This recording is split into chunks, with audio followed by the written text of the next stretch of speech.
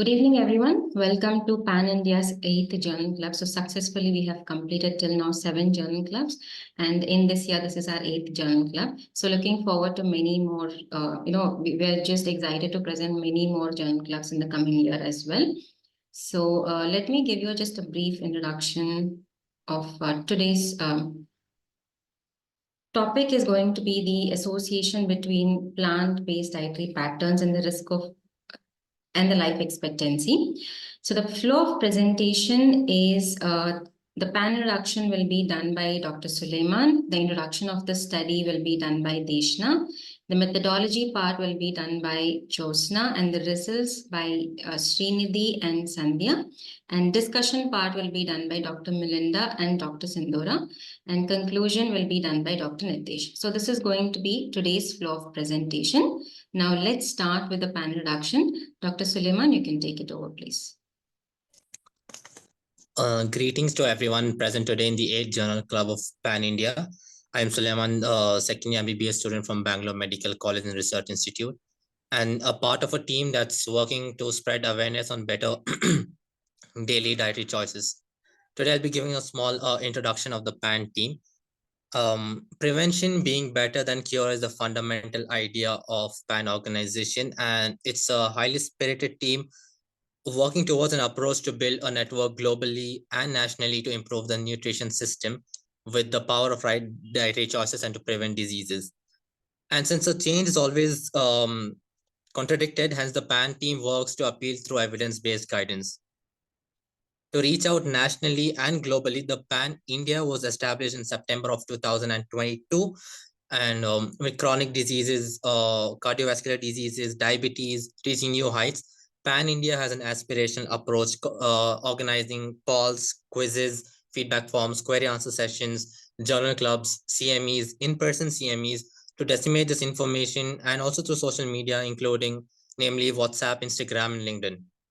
The PAN team headed by our director, Dr. Rajina Shaheen ma'am, also has spirited volunteers, interns, and ambassadors which include a broad spectrum of people, right from the medical students or medical school to practicing doctors, nutritionists, all of us working towards a goal of improving the broken nutrition plate. And moreover, it includes all of you who attend the PAN events and form the backbone of the method to spread our message through mass communication.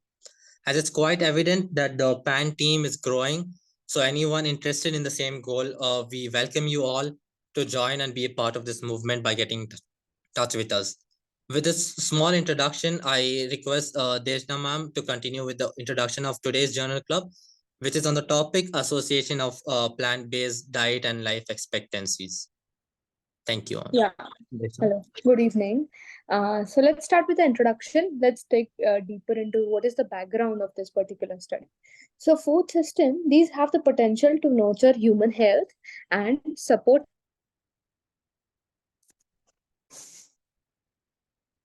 environmental system, because much of the world's population is inadequately nourished and many environmental systems and processes are pushed beyond safe boundaries by food production. A global transformation of the food system is urgently needed. So, providing a growing global population with healthy diets from sustainable food system is an immediate challenge. So, when we see food production has increased, but at the same time, providing the population with healthy diet is an immediate challenge. So, global food production of calories has kept pace with the population growth. More than 820 million people have insufficient food and many more consume low quality diets. That causes micronutrient deficiency and contribute to a sustainable rise in the incidence of diet-related obesity and diet-related non-communicable diseases, including coronary artery disease and others. So unhealthy diet poses a greater risk to mortality and morbidity than does unsafe sex and alcohol, drug, and tobacco use combined. Next slide, please. Here we can see it is age standardized mortality rate per 1 lakh population. First, the above one we can see it is related to mortality. The second one is related to DALI, that is disability associated life and years, and it in 2017. So when we look into the zoom model, the next one, please. When we zoom it, in particularly in Southeast Asia and in India, we can see in India specifically, the first picture shows deaths per 1 lakh population, and the second one shows Delhi per 1 lakh population. Here we can see in India, deaths per 1 lakh population ranges from 189 to less than 249, while in Delhi, we can see it is increased. It is 6,684 to less than 8,740 per lakh population. So here we can see that Delhi is more in India. So this is a step back then to mortality. So as we move forward in future, the risk from unhealthy diet to mortality can increase in near future. Next slide. Now let's look into age standardized dietary intake among adults aged 25 years or older at the global and regional level in 2017. So here we can see for each food group, they have shown what is the intake of food in particular region. So the third bar in each of the graph we see, it is Southeast Asia. So when we look at it, we see that the optimum intake of legumes, nuts and seeds, milk, calcium intake, omega-3 intake was less in Southeast Asia as compared to another countries. While at the same time, when we look at sodium levels in specific, the intake is far more increased than what is recommended. Next slide. So now this is one of the study which showed it showed that what is the impact of particular food groups on the increasing life expectancy at different age groups. So when we see legumes, this is optimal diet and feasible diet. So what is an optimal diet? So an optimal diet is a diet if that person, any individual consumes an optimal diet. Beyond that, there will be no improvement in the increase in life expectancy. So that is a threshold. It is a threshold. While at the same time, when we look at feasible diet is the median. It is the median between the typical Western diet, optimal diet, and the median is feasible diet. So so it is seen that intake of legumes, whole grains, nuts will help to increase their life expectancy, and while at the same time, intake of added oils, white meat, that will actually help in that will decrease the life expectancy of an individual. So for an optimal individual, for example, I will share some examples of what is the optimal intake for whole grains. So when we look at optimal intake for whole grains, it is around 200 grams per day, while for feasible diet, it will be the middle of what is in typical Western diet. So in a typical Western diet, a person has around 50 grams of whole grains, while optimal being 225 and feasible being the median, that is 137.5. So this is how we calculate the feasible diet. Okay, and this was based on 4 countries, that is US, China, US, China, and Europe. I mean 3 countries: US, China, and Europe. Next slide, please.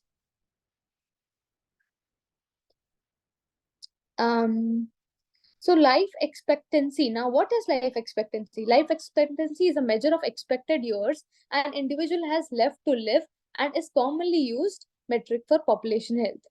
Evidence on mortality benefits of food choices is essential for the United Kingdoms to achieve SDG target 3.4. Internationally, the Global Burden of Diseases and Injuries Consortium and the Eat Lancet Commission encourages healthy eating and quantify the population health that is associated with unhealthy eating. The Public Health England and the UK government encourages the population to follow and the pattern recommended in the Eat Well guide to achieve a healthy and balanced diet. So these all are focusing on the importance of the healthy diet for an individual to increase his or her life expectancy. Now, what is Eat Well guidelines? So these are the Eat Well guidelines. It shows what it is for 2000 kilocalories for a female and 2500 kilocalories for a male. So this will include all Next slide, please. So when we look at fruits and vegetables, it says that eat at least 5 portions of a variety of fruits and vegetables. Here they highlight the portion size along with the variety to be included. It shows how much of what we eat overall should come from each food group to achieve a healthy. So basically, the guidelines talks about what portion should be included. It aims at eating at least 5 portions of variety of fruits and vegetables. Choose from fresh, frozen, tinned, fried, or juiced. Fruit juices and smoothies should be limited to no more than a combined total of 150 ml a day. Next slide. Whole grains. Whole grains. Base your meals on potatoes, bread, rice, pasta, or other starchy carbohydrates. So here they are saying that other than usually we base our meals on these like bread, potatoes, rice, pasta. So other than that, we should have high fiber versions of these like whole grain bread, whole wheat pasta, brown rice, red rice. So that should be included. Next slide. Eat some beans, pulses, fish, eggs, meat, and other protein foods. These foods are good source of protein, vitamins, and minerals. And they also have fiber along with that, and they are low in fat. Choose lean cuts of meat and minced, and eat less red and processed meat like bacon, ham, and sausages. Aim for at least 2 portions. That is, one portion is of 140 grams. So 2 into 140 grams of fish every week, one of which should be oily, such as salmon, sardines, or mackerel. Next slide. Milk and its products. So you should have some dairy or dairy alternatives for as it is a source of calcium. According to these guidelines, it says that you should have a portion of milk and its products. Next slide. So now the Eat Well guide also says that you should use unsaturated oils and spreads and eat in small amounts. That is important. So along with the quality, the quantity also is mentioned here. Next slide. Finally, eat foods high in fat, salt, and sugar. So it covers all the guidelines regarding all the food groups and highlights that the food food high in fat, salt, sugar should be less consumed. Next, lastly, the liquid intake. It should drink plenty of fluids. The government recommends 6 to 8 cups of glasses a day. Water, low-fat milks, lower sugar or sugar-free drinks, and tea and coffee all counts in liquid. So these are the guidelines according to the Eat Well guidelines. Now, food for healthy life calculator. This was in this paper. In this particular paper, they have this particular calculator, which is actually good. When I looked into it, it enables the instant estimation of the effect on life expectancy of a range of dietary changes. Understanding the relative health potential of different food groups could enable people to make feasible and significant health gains. So let's look. When I looked for it on this particular calculator, next slide, please. Yeah, so here it is basically based on 3 countries, as I said before. It is China, US, and Europe. Here you have to put the location. When you put the location, you put particular age, gender, and if you want an optimal diet or a feasible diet. Then after doing that, you enter, and then you will get the complete the guidelines for particular whole grains, vegetables, how much you should consume to increase the life expectancy. Next slide. Yeah, so when I entered for that particular thing, it gave me that whole grains should be what amount of whole grains should be consumed for. These are 2 things. This is feasible and this is optimal. Optimal is higher than feasible, so it will give both the things. You can actually look for it. This is nice. Okay, so finally, the introduction of this particular article. Life expectancy can increase by up to 10 years following sustained shift towards healthier diets in the United Kingdoms. Next slide. In the UK, unhealthy diets are estimated to cause more than 75,000 premature deaths each year, including almost 17,000 deaths in the age group of 15 to 70 years. Evidence on the mortality benefits of food choices is essential for the United Kingdom to achieve SDG 3.4. As I said earlier, the Global Burden of Diseases and the Injuries Consortium highlights the importance of healthy eating, and it quantifies the impact of unhealthy eating on the population health. The Public Health England and UK government recommends Eat Well guidelines. Higher adherence to the recommendation of Eat Well guideline is associated with reduced mortality in the United Kingdom. Next slide.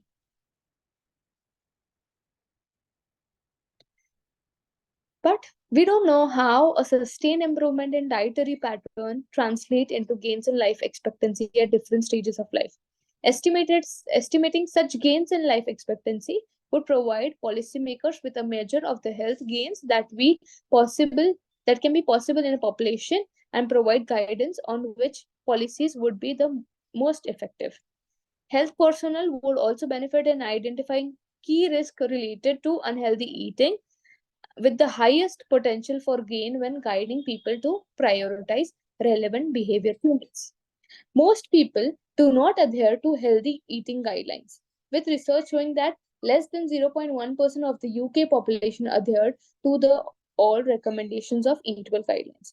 Therefore, it is necessary to look into the impact of the diet in how the diet can increase the life expectancy in people. Okay. I would request, thank you. I would request Jyotsna to continue with the methodology. Thank you so much. We will now look into the methodology of the study. The study design was a prospective cohort study, and participants were over 5 lakh aged from 37 to 73, and they were recruited from the UK Biobank from 2006 to 2010. The setting was Scotland, England, and Wales, and data included touchscreen questionnaire for physical measurements, and then the provision for blood, urine, and saliva samples were also collected. The dietary assessment. From the cohort of 4,67,354 participants, the dietary information was obtained using web-based 24-hour dietary questionnaire called the Oxford WebQ. And this dietary pattern was, the information that we got from the questionnaire was categorized into food groups such as the fruits, vegetables, grains, nuts, legumes, fish, eggs, dairy, and more. The diet variables. This table presents the food variables, the diet variables that were collected, and how it was assessed. The oily fish and non-oily fish, processed meat, poultry, beef, lamb, pork, and total fish consumption were calculated using a Likert scale, which assessed how frequently the participants consumed that. And then the red meat consumption was the summed frequency of beef, lamb, and pork. And then the fruit, vegetables, and milk was assessed by how many pieces they consumed, and whether it was consumed with any other cereal, a cup of tea or coffee, and then what type of milk they consumed. These were the dietary variables that were collected for the analysis. Next slide, please. And the outcome was measured using the date and the cause of death that was obtained from the death certificate. This was issued by the National Health Service Information Center. And this mortality data was available only until June 2020. And following that, the follow-up was not done. Next slide, please. This Eat Well guide was used to assess the dietary patterns.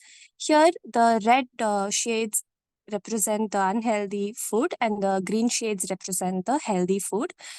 And also, for this, the covariates such as the age, sex, socioeconomic status, ethnicity, smoking status, chronic conditions like diabetes or hypertension, and then total physical activity, and the body mass index was also noted.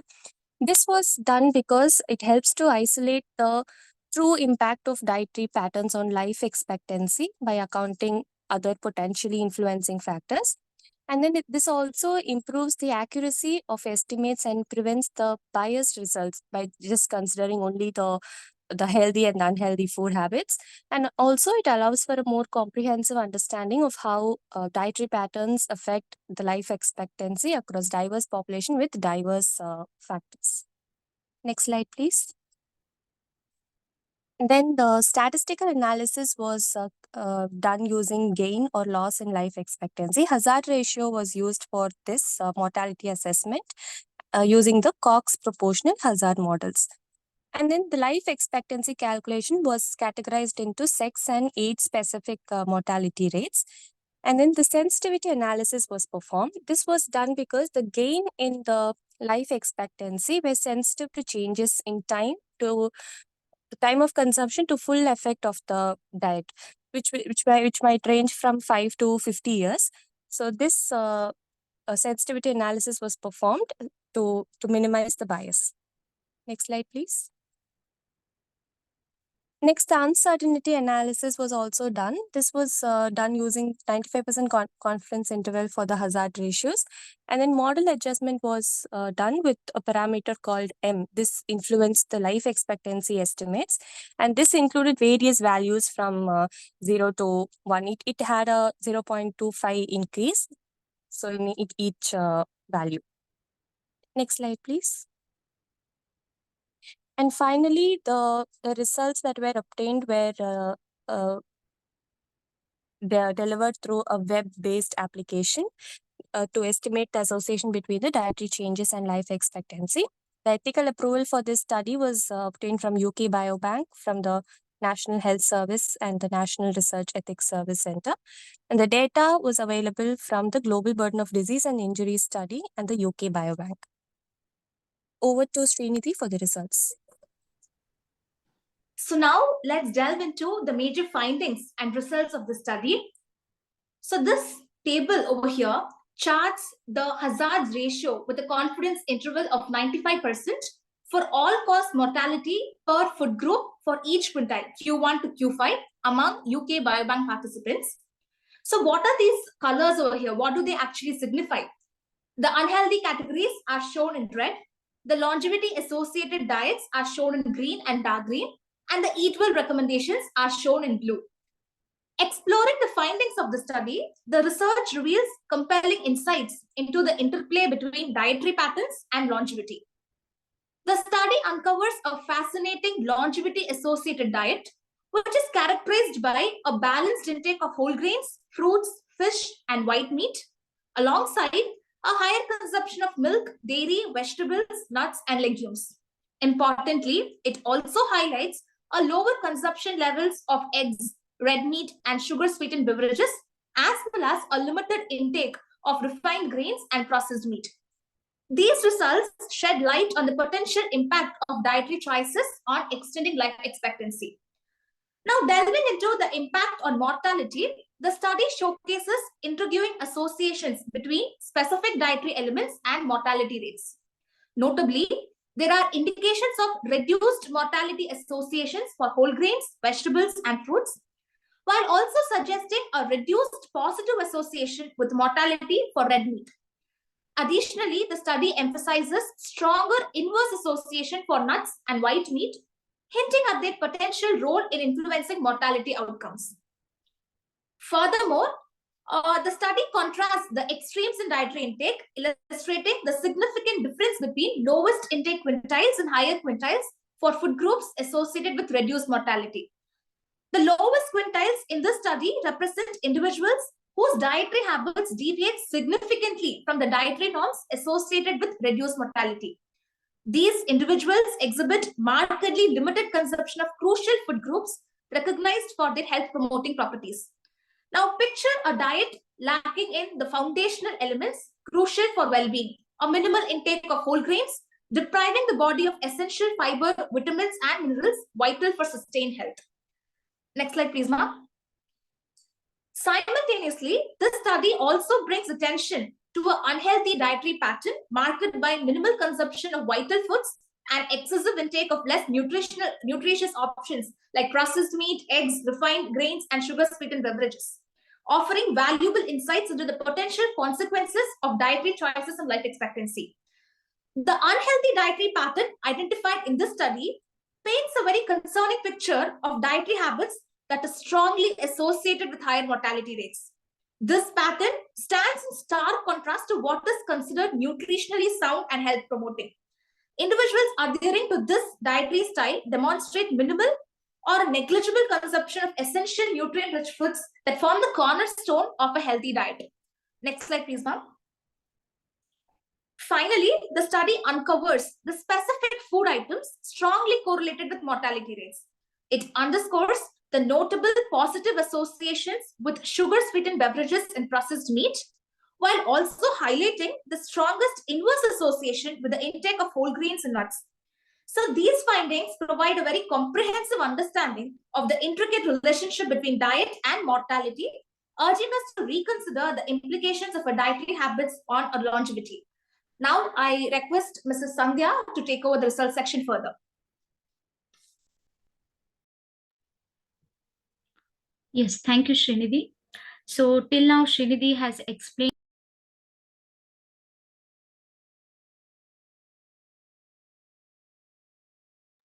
You're muted, Sandhya. Am I audible, ma'am? Yes.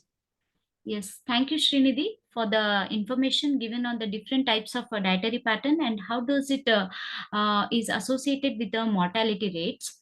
Now let us see the beautiful results where it is motivating us to change our diet into the healthy dietary pattern.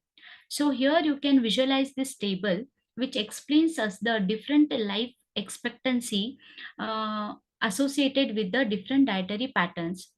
So life expectancy, as said by the Deshna, it is nothing but estimated remaining years to live, whereas the uncertainty intervals is nothing but which indicates lowest and the highest population. So here in this table, there are the two core models, which is extensively adjusted models with the energy and body mass index, where it indicates the life expectancy associated with the median UK diet and unhealthy UK diet and Eat Well dietary guidelines dietary pattern, and the last is the longevity associated dietary pattern. So in the first half of the table, you can visualize that the life expectancy associated with the longevity associated dietary patterns is high, followed by Eat Well dietary guidelines, followed by median dietary guidelines, and the least is unhealthy dietary guidelines. To see the life expectancy, how does it increase with the change in the dietary pattern, we shall go to the next table. So you can visualize this table, which is clearly indicating the shift from the median UK dietary pattern as well as from the unhealthy UK dietary pattern. The results have found that there is an increase in the life expectancy in the 40-year female, that is up to 3 years.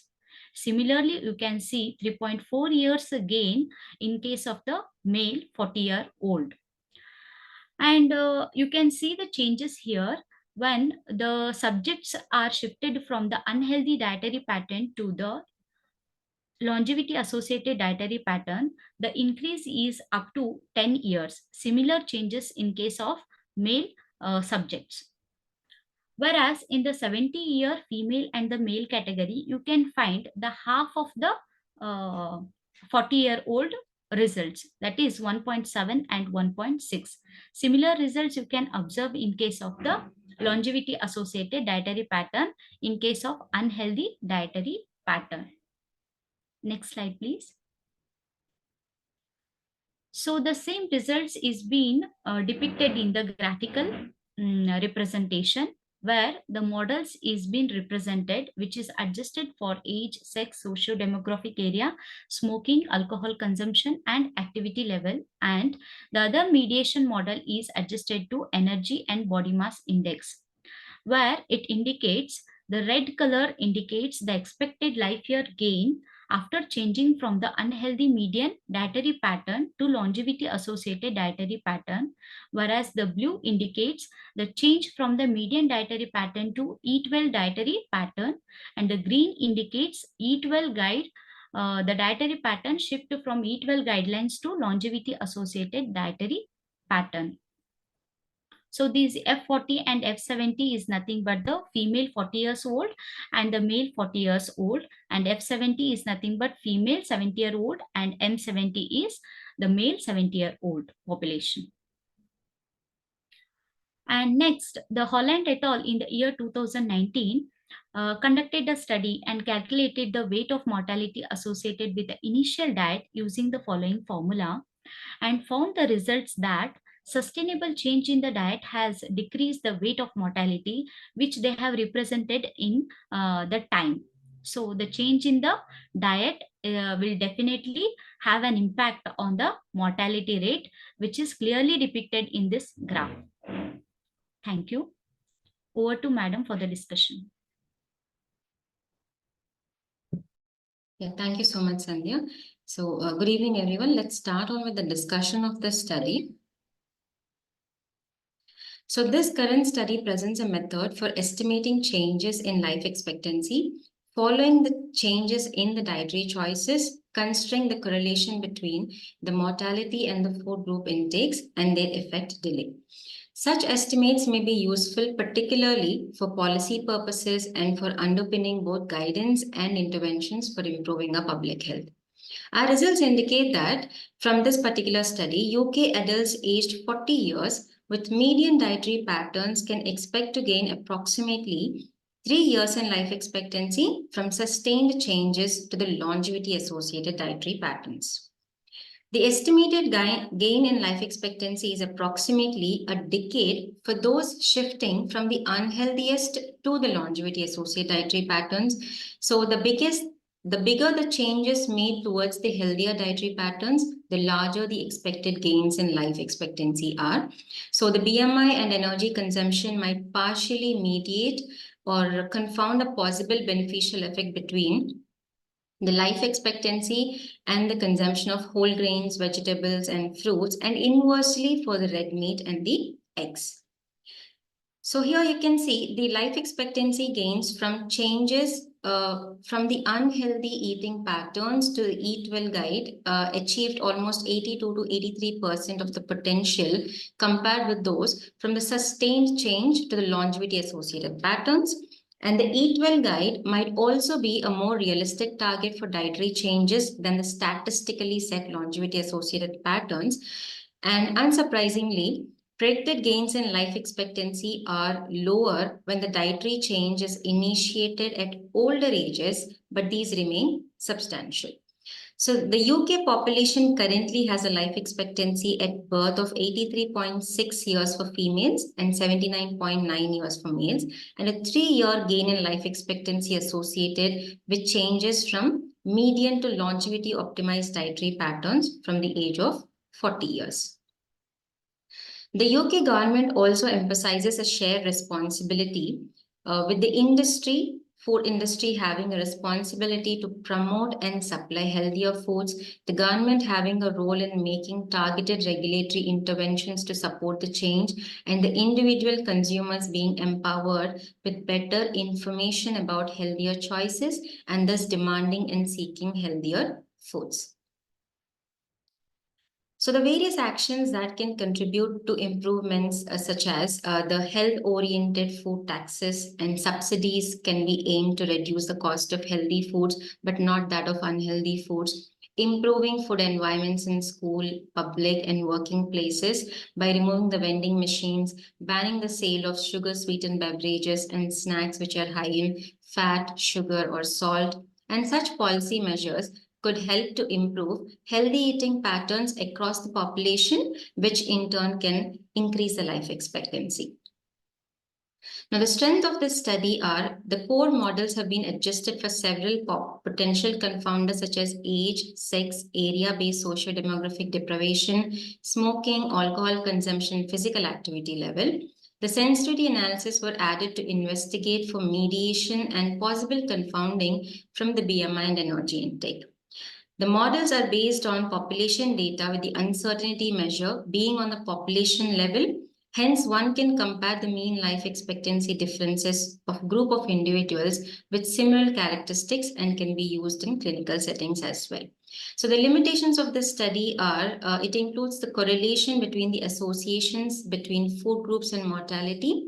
And this has been addressed through the model adjustments, presenting a conservative model as the main analysis. And there were limited and selective data in the dietary recall that can also result in biases. Now, this is about the main discussion part. Now, let's move on into the even more interesting part of the discussion, as we came to know that the choosing the longevity associated diet can definitely help in increasing the life expectancy. And what is this longevity associated dietary pattern? Is inclusion of whole grains, legumes, fruits and vegetables, nuts and seeds. They have definitely created a positive association, improving the life expectancy. Now, let's see how each and every food group can improve the life expectancy. What are the components, what are the bioactive components that are present in those food items that can create a positive effect towards the health as well as the life expectancy? So that will be dealt by my colleague, Dr. Melinda. Melinda, you can take over, please. Thank you, ma'am. So, coming to whole grains. Now, we already know grains are one of the major staple foods consumed around the world, and they provide 56% of the energy and 50% of the protein intake. A high intake of whole grains has been associated with reduced risk of type 2 diabetes, coronary heart disease, and obesity. Now, whole grains consist of three parts. Bran layer, which is the outermost layer, the germ layer, which is the innermost, and in between them is the endosperm layer. Next slide, please. Now let's see the importance of each. Now bran, as you can see, it's a good source of fiber, B vitamins, and some trace minerals such as iron, magnesium, and zinc. The germ layer is good for the nourishment of the seed, and it contains antioxidants, vitamin E, and some B vitamins. Lastly, coming to endosperms, it provides carbohydrates, proteins, and energy. Now, a study suggests that consuming 90 grams of whole grains a day will cut the risk of mortality due to heart disease, cancer, diabetes, respiratory disease, and infectious diseases by 17%. Next slide, please. So you can see over here, these are some examples of whole grains, which includes wheat berries, oatmeal, quinoa, brown rice, corn, barley, then carnivore. So these are different examples of whole grains, and these are the food items which can be prepared using this whole grains, which includes your daily, that is your whole grain bread, pasta, or your oats. Next slide, please. So why are these whole grains important? Now, these whole grains, they contain multiple bioactive compounds which contribute to the prevention of various diseases. The main factors are the high fiber content, which lowers the cholesterol production and also decreases the glucose response and increases satiety, which partially through inducing the production of short-chain fatty acids, which also lowers the carcinogenic potential. Also, there is high magnesium level, which improve insulin sensitivity and suppresses glucose uptakes and lower blood pressures. Lastly, it contains minerals like iron, zinc, copper, selenium, polyphenols, carotenoids, tocopherols, which suppress the oxidative stress, which underlies the pathogenesis of many chronic diseases. Now, in this way, the whole grains help to increase the life expectancy by reducing the chronic diseases. Yeah. Now, coming to legumes. Now, legumes, in this, there are beans, which are edible nutritious seeds which comes in pods within the legume family. And there are many varieties of legumes, and they are sometimes called as pulses. Now, the some common types include kidney beans, fava beans, black beans, pinto beans, soybeans, and lentils. Next slide, please. Now, coming to the benefits of legumes. Now, they provide fiber, protein, carbohydrates, B vitamins, iron, copper, magnesium, manganese, zinc, and phosphorus. Also, they are naturally low in fat and they are free of saturated fat. And because they are plant foods, they are cholesterol free, as well. So this helps to reduce the lipid levels in your body and helps to maintain your weight. Next slide, please. So why should we eat legumes?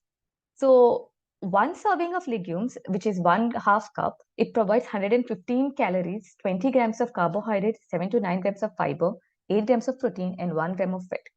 They also have low glycemic index, which we already saw, and it ranges between 10 and 40.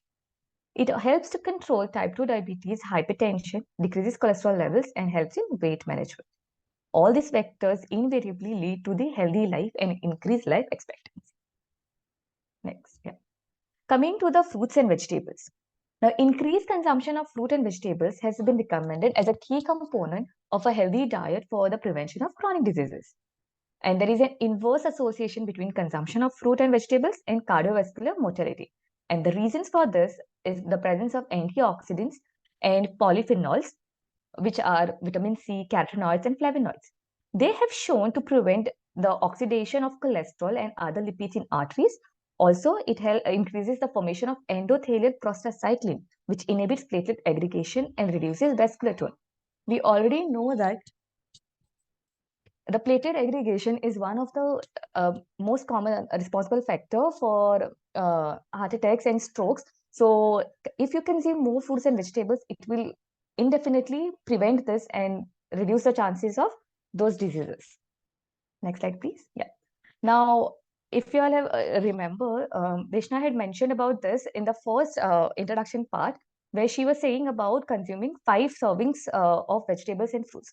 Now, this is a study which proves that if you consume fruits and vegetables less than 5 servings, it leads to, like, there are chances of increased mortality. But if you take more than 5 servings, it does not affect your, like, it doesn't provide much gain to it. So if you consume 5 servings per day, which is the median between the two, is one of the best diet which you can consume to increase your life expectancy.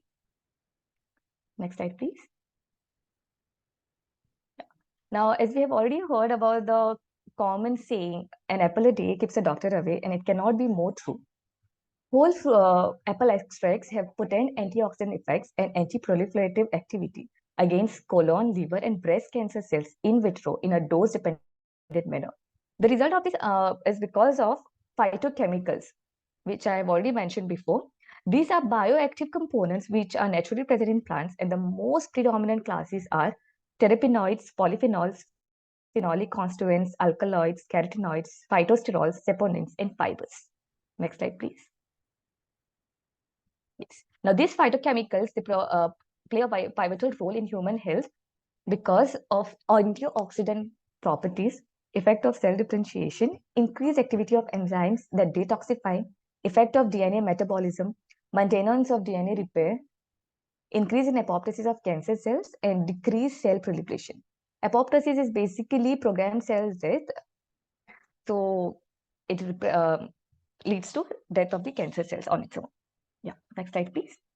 Now, this is a table showing various phytochemicals and from the sources which it is arrived and the health benefits provided. I'll go through a few. Now, carotenoids, as you can say from the name itself, carotenoid, that is carrots, it comes from carrots, tomatoes, parsley, oranges. These are the other sources. And they provide antioxidants. They protect against uterine, prostate, colorectal, lung, and digestive tract cancers. Another one is limonoids. So from the name itself, you can say it is present in the citrus fruits.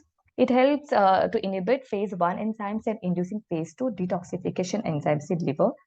They provide protection to lung tissues and detoxify exams. Now, there are polyphenols, which include flavonoids, isoflavonoids, anthocyanidins. Now, if you see their presence in chocolates also, but that doesn't give us permission to eat more chocolates. It's just that it's one of the source, and it helps, it has action against the free radicals and free radicals mediated cellular signaling, inflammation, allergies, platelet aggregation, and hepatotoxins. Next slide, please. Now, over here, you can see one of the examples is terpenoids, which is found in mosses, liverworts, algae, lichens, and mushrooms. Now, if you see their properties, like it has antimicrobial, anti-parasitic, antiviral, anti-allergic, anti-inflammatory, chemotherapeutic, anti-hyperglycemic, and anti-spasmodic. So almost all the allopathic medications come into this, like it prevents against almost every infection possible. Now, these are the different references which prove the same. Now, there are polysaccharides also, which are found in fruits and vegetables, which again has a similar properties like antimicrobial, antiparasitic, antiviral, anti-allergic, anti-inflammatory, and enhances defense mechanisms.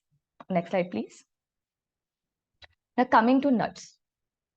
Nuts are nutrient-dense foods that are rich in unsaturated fatty acids, fiber, vitamins, minerals, and many other bioactive substances such as phenolic antioxidants and phytosterols.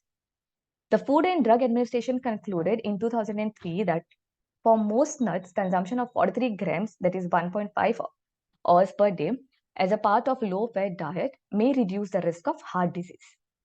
Next slide, please. Now, elaborating on the vitamins and minerals which are present in the nuts, some examples are of vitamins, that is folate, niacin, and vitamin E. Minerals are potassium, calcium, and magnesium. Phytochemicals being carotenoids, flavonoids, and phytosterols. This may confer cardioprotective, anti-carcinogenic,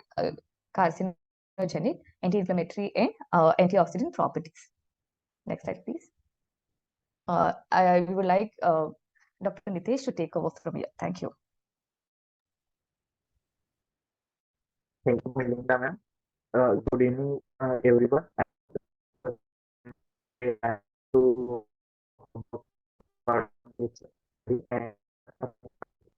Next slide. Okay, so in conclusion, into this study, with the adults, the sustained battery improvement is associated with the increase in life expectancy by about 3 years. Also, the findings of this study suggest that if shift from the less healthy eating patterns to the longevity associated dietary patterns and equal guide associated with life expectancy gains of about 10 and 8 years respectively. Next slide.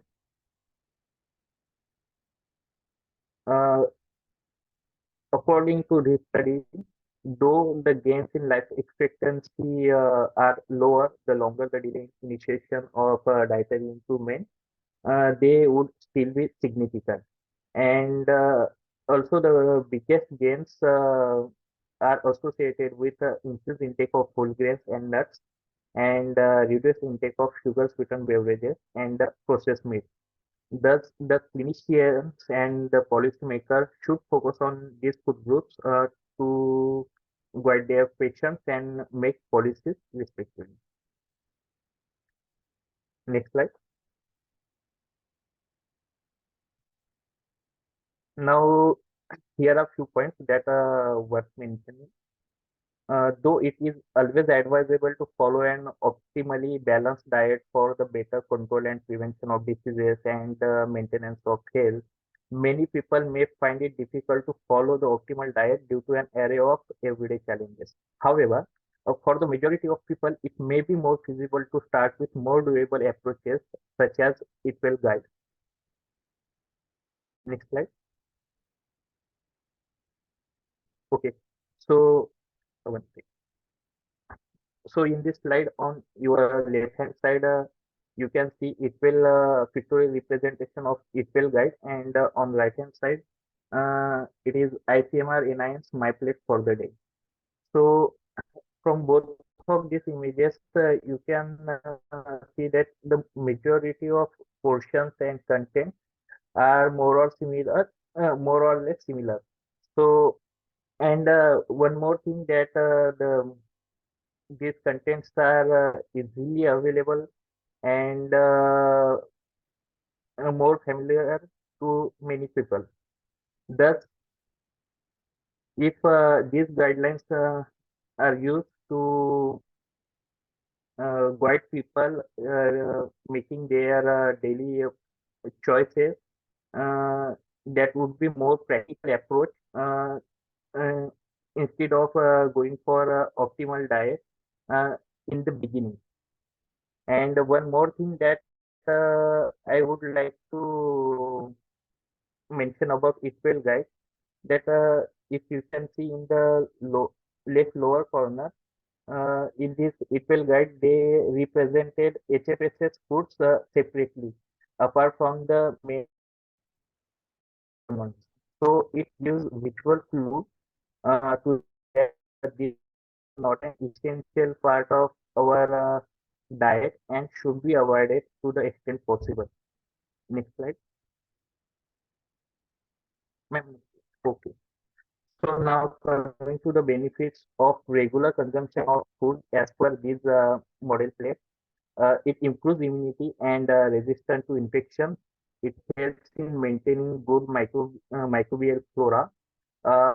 It prevents from non-communicable diseases like cardiovascular diseases, diabetes mellitus, and certain cancer. It maintains appropriate alkalinity and thereby reduces inflammation and also decreases chances of kidney stone formation. It also helps in preventing insulin resistance and maintaining appropriate insulin sensitivity as well as glycemic index. Next slide.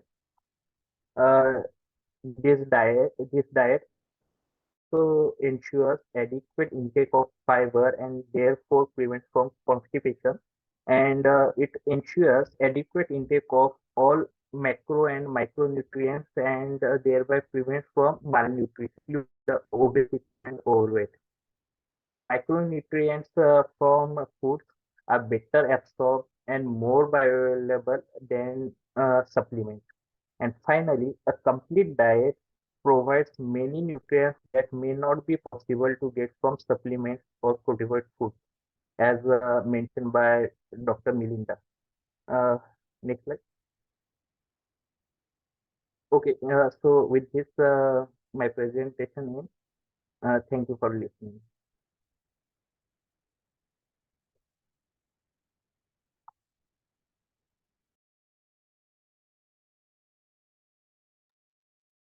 Thank you so much.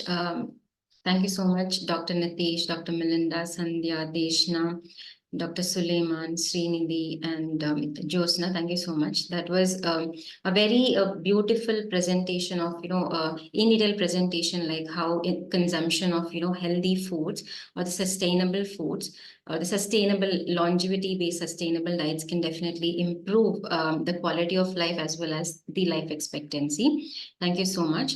So any questions from the audience, please feel free to share it in the chat box. We will take it up. So kindly share the presentation on the group. Yes, Dr. Vinish, the presentation, the video will be uploaded in the YouTube and we'll be sharing the link as well. So also please do let us know how you felt about this presentation. Was it insightful? Was it helpful for you? Did you find it interesting? Please some comments in the chat box that will really motivate us and that will help us to improve as well in our future presentations.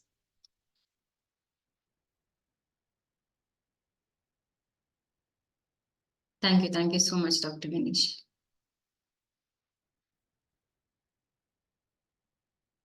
Thank you so much, Vinny Jogleka. Thank you so much.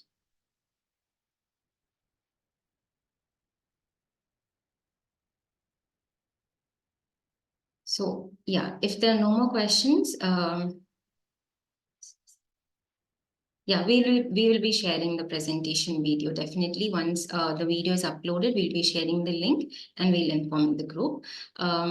If there are no more questions, we will be taking the we'll be doing the vote of thanks, and we will be coming up with a very, very interesting journal club presentations related to gut health, kidney issues, mental health. It could be the hypothyroid, PCOS. A lot of topics are in line in the new year, that is 2024. Please stay tuned for our monthly JCs. We'll keep updating. Okay. Yes, tell me about egg consumption. So, Dr. Prasad, as regarding this particular study, see, for someone who is a non-vegetarian and or who consumes predominantly more meat-based food, it could be, or more processed foods, like a feasible diet if they're consuming, and if they want to move on to a better option, first they can start with this Eat Well guide, which also promotes a little bit of, meat and animal-based consumption. But slowly, more than the Eat Well guide, if we want to see a better results, we need to be shifting slowly towards a longevity associated dietary patterns, which insist on consuming more amount of whole grains, legumes, fruits, vegetables, and all those, and less consumption of eggs. It could be meat, it could be, so because specifically the red meat and the processed meat, the inverse association. Okay, when it comes to the egg yolk also definitely has some of the important vital nutrients, but the main issue is when we consume more number of whole eggs, that means which contains egg yolk, there is a higher risk of increased cholesterol as well, because one egg yolk will give us almost 200 milligrams of dietary cholesterol, and usually the upper cap for our dietary cholesterol per day is only 300 milligrams. And again, that also is not compulsory required, because our liver produces the enough amount of the cholesterol that is required for our body. So whatever we are adding through the dietary sources is getting extra if it's not getting correctly utilized.